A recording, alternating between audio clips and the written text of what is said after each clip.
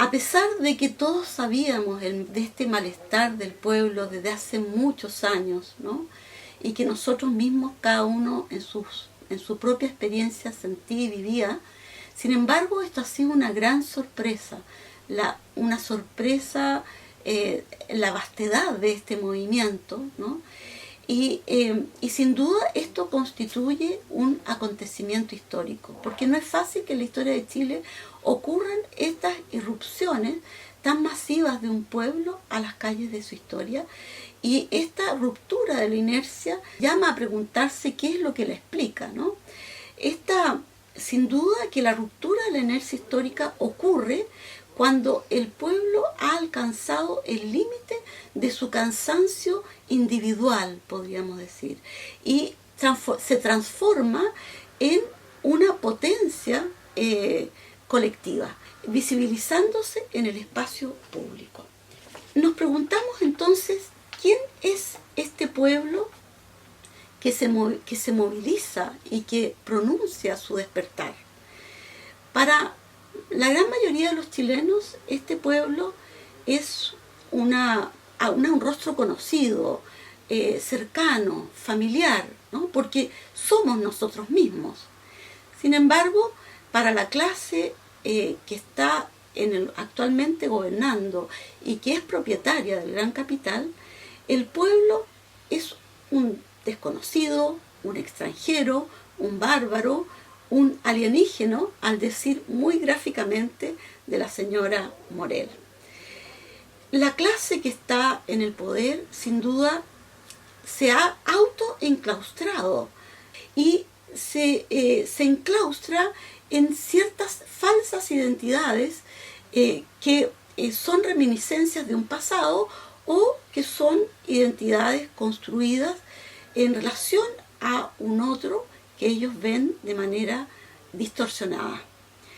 Una de las identidades que con los que ellos miran al pueblo es la identidad del patrón o patrona de fondo, para quienes el pueblo es un otro que es un servidor suyo, un esclavo sin derecho a réplica, y especialmente un trabajador o un otro que depende para su subsistencia de la buena voluntad del patrón. Es un otro entonces cuya vida depende de su propia voluntad. Y por otra parte hay una identidad burguesa, una identidad mercantil, que ve al otro y al pueblo como una mercancía, como una oportunidad de negocio, como un objeto de consumo, y por lo tanto también lo objetualiza y no lo reconoce como un sujeto. Por lo tanto, esta presencia masiva, vasta, extraordinaria del pueblo ante las calles de la historia tiene que ser en gran medida una pedagogía del opresor, al decir de Paulo Freire, ¿no? Una pedagogía que les permita ver quién es este sujeto, este pueblo que está en las calles, que puedan finalmente llegar a ver que este pueblo es un sujeto en la plenitud de su libertad, de su conciencia igualitaria y en la plenitud de sus derechos sociales y humanos, ¿ya? Se equivoca esta clase cuando piensa que con el golpe del 73 este pueblo quedó devastado definitivamente, ¿no? Sin duda, este pueblo con el golpe fue devastado en su cuerpo, pero su conciencia permaneció libre. Un pueblo que ha vivido una revolución en la historia, como fue la revolución de la época de los 60, 70, 73, es un pueblo que se ha conocido a sí mismo, que ha conocido acerca de su libertad, de sus derechos.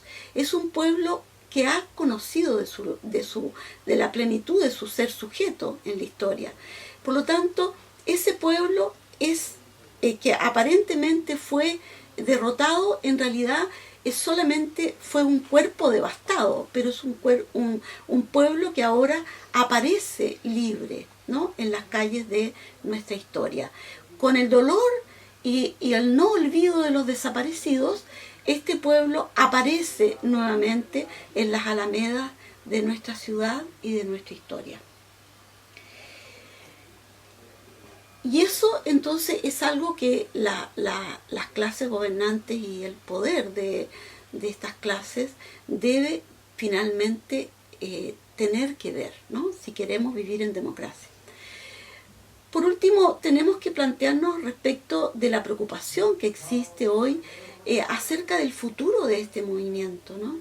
Es muy cierto las preocupaciones que hoy día surgen respecto de cuál va a ser el camino político, cómo vamos a resguardar la democracia y cómo al mismo tiempo vamos a hacer las transformaciones que se necesitan. Tiene mucha razón Julio Pinto cuando le preocupa acerca de las bases fascistas que puede tener la derecha gobernante y que pueden actuar militarmente o fascistamente sobre este movimiento. También nos preocupa la propaganda del caos, mientras al mismo tiempo la izquierda tradicional no ha hecho ninguna autoevaluación crítica acerca de su forma de actuar políticamente. Yo creo que la gran pregunta por el camino tiene que hacerse desde nuestra experiencia, de nuestro aprendizaje del proceso que llevamos a cabo durante la dictadura. Fue un proceso en el cual el mismo pueblo, sin la conducción de ningún partido, se levantó en protesta y finalmente se fue dando en un proceso de decantación y de conocimiento de la propia experiencia, se fue dando ciertos aparatos instrumentales, ciertos liderazgos que nos permitieron derrocar finalmente la dictadura. Ahora tenemos que tener conciencia de que este es un proceso del cual van a surgir frutos que decanten en nuevos liderazgos y en nuevas orgánicas partidarias que ya no sean como las tradicionales, sino que en orgánicas partidarias que emanen su programa y su misma orgánica de las bases que le van a dar nacimiento.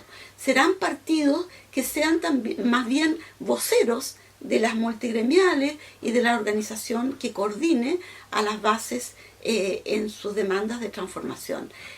Los nuevos partidos tienen que surgir de esta nueva forma de hacer política que hemos desarrollado democráticamente entre las bases. Viva la primavera de octubre y viva este pueblo en marcha.